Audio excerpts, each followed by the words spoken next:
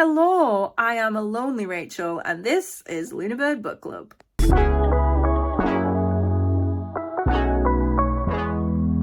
Welcome to day one, day one of Rachel's reading wrap-up. It is New Year's Day. I am waking up earlier than I thought I would because the sun is surprisingly present in Weymouth when the weather forecast was quite grey and rainy. Books that I'm carrying over into 2024, which will be the next few books that I some of them will be the next few books that I read. Let's kick off with The Letters of Vincent van Gogh. This is a book that I've been reading for about 3 years, which I've mentioned a couple of times on the channel. I'm hoping to get it finished this year, but this is more of a back burner book that I'm going to pick up in the liminal time between reads of other things. We also have the audiobook of A Memory of Light, which I was listening to alongside Cathy reading it, and then Cathy finished it and I stopped. So I've got about half of that to listen to.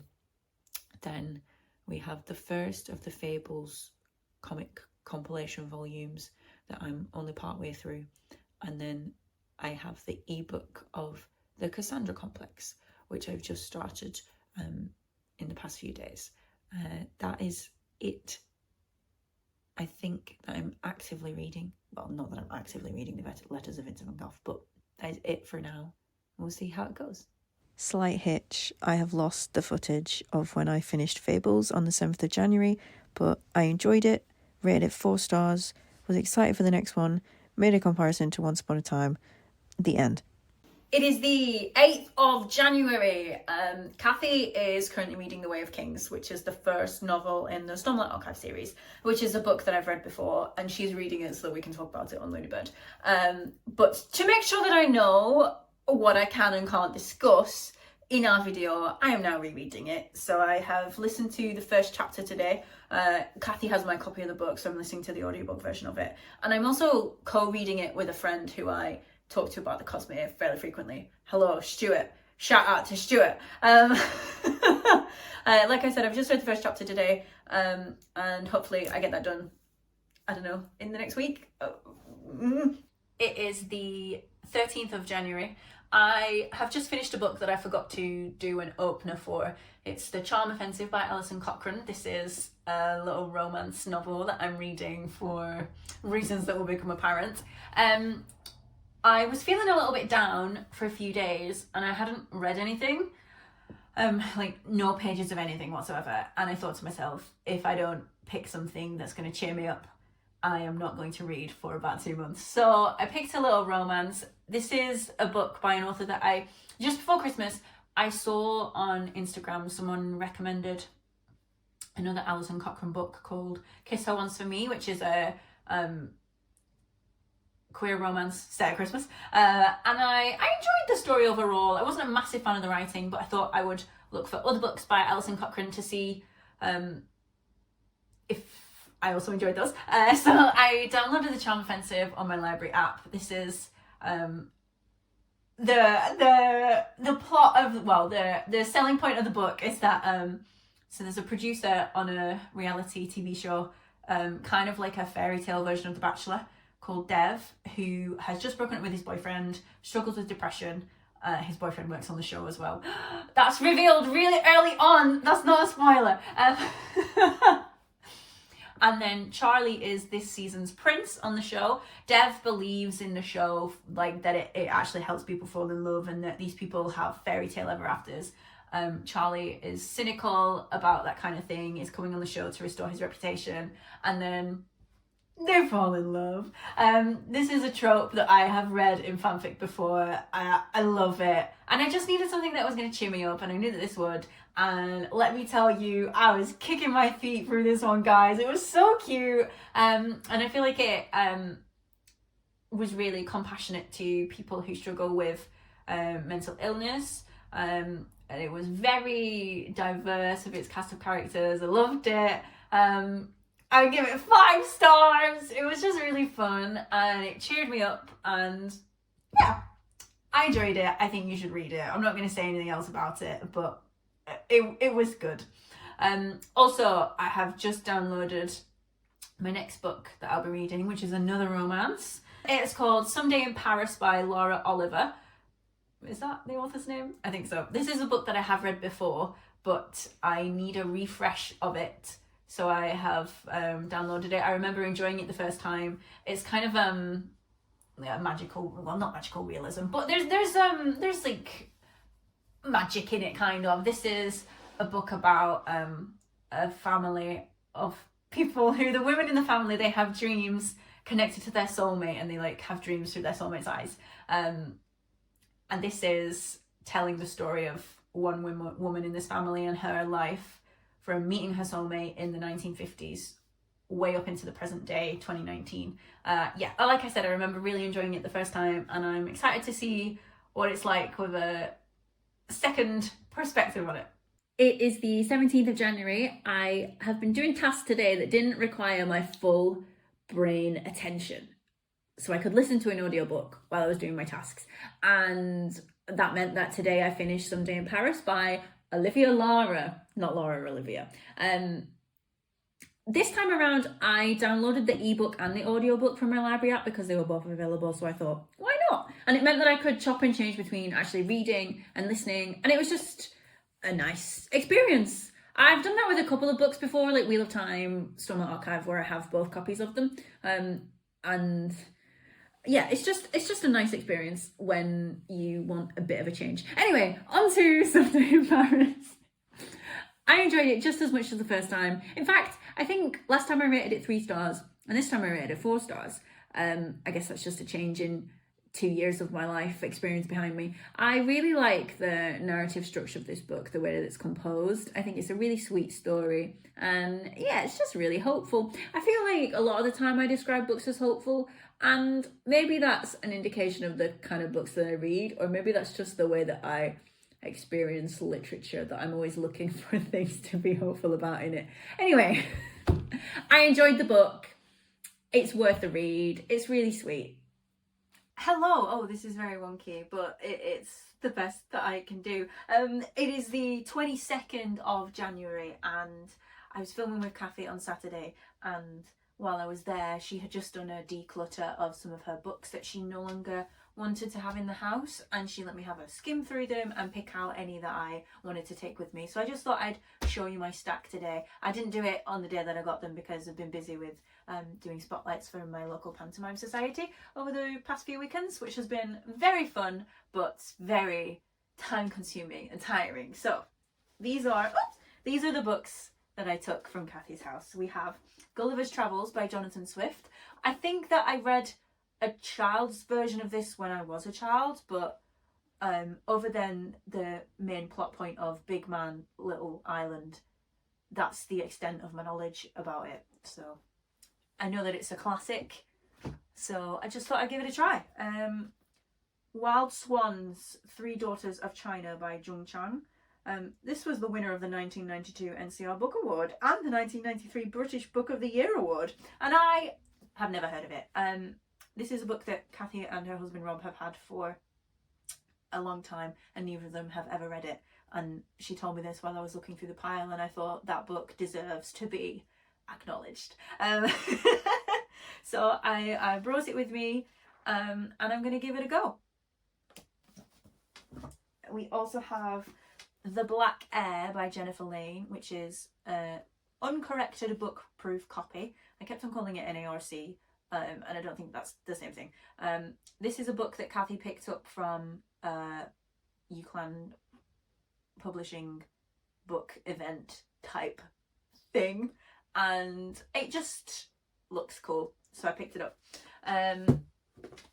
We have Clarice Lispector's Agua Viva.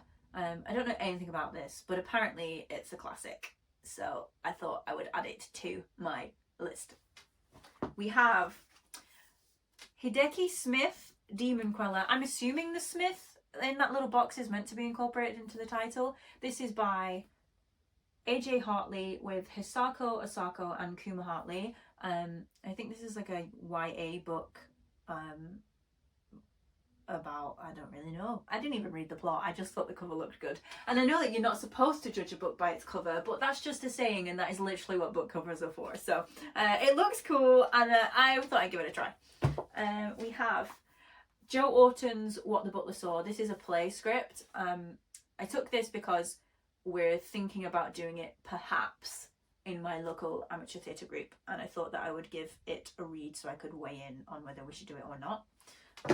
We have The Vegetarian by Han Kang. I have read multiple opinions on this, and seeing as it's only short, I thought that I would take it, read it, and share my own opinion on it. Stephen King's Dreamcatcher. I read The Stand last year.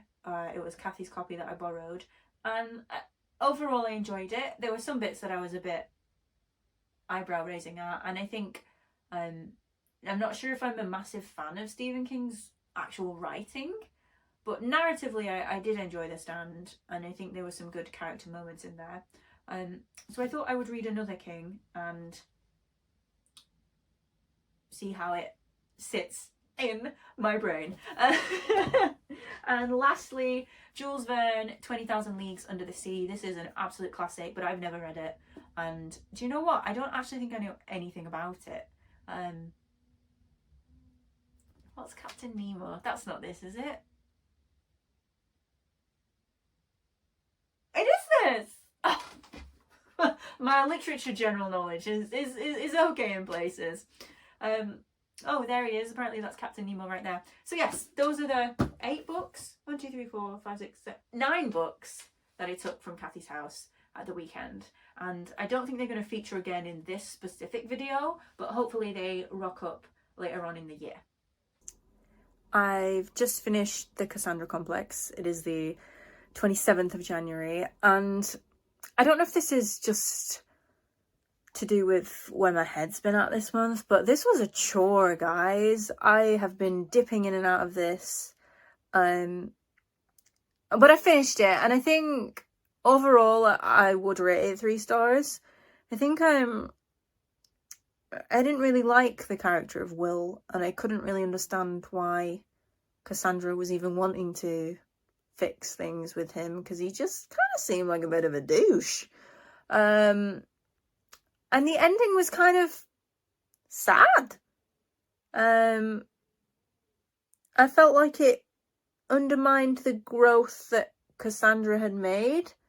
To me, I don't know if everyone would feel that way. Maybe it was showing that she has grown and is more confident in herself and the choices that she makes and the relationships that she has with people. But I also think that she wasn't trusting enough in her relationship with her sister. Does that make sense? My boiler has just started going off, and I'm just going to cut it here. It is the 31st of January in the evening, and I haven't managed to finish Stormlight Archive, Way of Kings. I feel like the first video that I put on about it, I was like, oh yeah, I'll hopefully get it finished by the end of the week. And then obviously that did not occur. January's been a bit of a weird month.